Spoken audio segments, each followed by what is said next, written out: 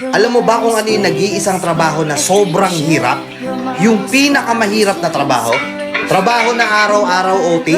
Trabaho na araw-araw paggising mo pa lang kailangan tatrabahuhin mo na? Trabaho na walang pahinga?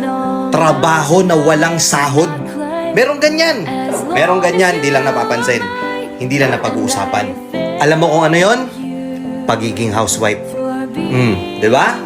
Pagiging may bahay. Pagiging isang ina. Totoo, di ba? Nananawagan ako sa lahat ng nanay dito, lahat ng may bahay dito, lahat ng may anak dito. Panoorin nyo tong video na to kung tama lahat ng sasabihin ko.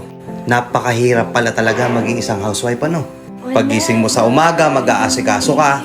Naglilinis ka ng bahay habang nag-aalaga ka ng bata. Ikaw magbabudget ng binibigay sa'yo ni mister na sahod niya. Naubos na yung oras mo araw-araw, matutulog kang puyat, gigising kang pagod. Tapos bukas ganun ulit. Aasikasuhin mo yung bahay, aasikasuhin mo yung bata. Magluluto ka, maglalaba ka, maglilinis ka, mamamalansya ka. Maghuhugas ka ng pinagkainan. Ikaw gagalaw sa buong bahay. Tapos ano kapalit? Pag-uusapan ka ng ibang tao. Palamunin ka lang daw.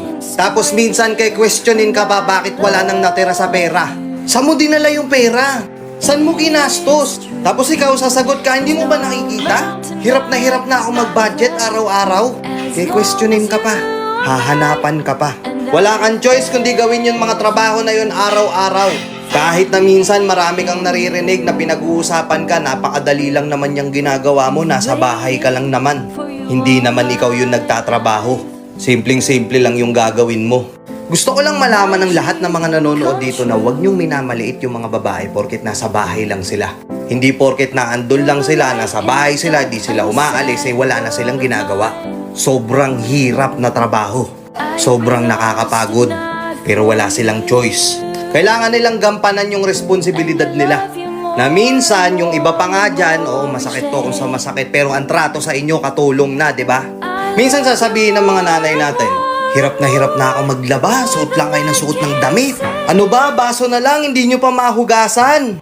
Nakaayos na yung damit mo, kukunin mo pa yung nasa ilalim na hindi mo man lang maibalik ng maayos.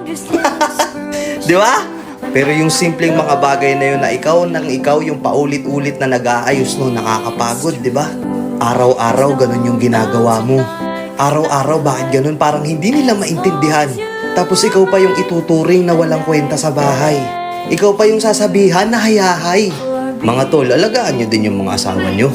Hindi porket bumili ka ng bagong electric fan, hindi porket bumili ka ng aircon, hindi porket bumili ka ng bagong washing machine, reward mo na yun sa misis mo, hindi.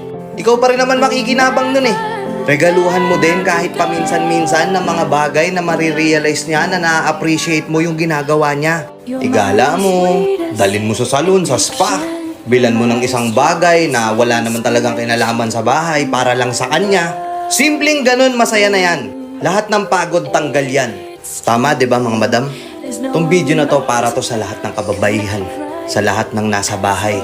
Isang trabahong hindi mo pwedeng hindian. Isang trabahong walang sahod pero hindi ka pwedeng mag-resign. Isang trabahong napakahirap pero marami silang nasasabi sa'yo. Mga madam, pakatatag lang ha. Kung kinakailangang iparinig nyo to sa mga kasama nyo sa bahay, iparinig nyo.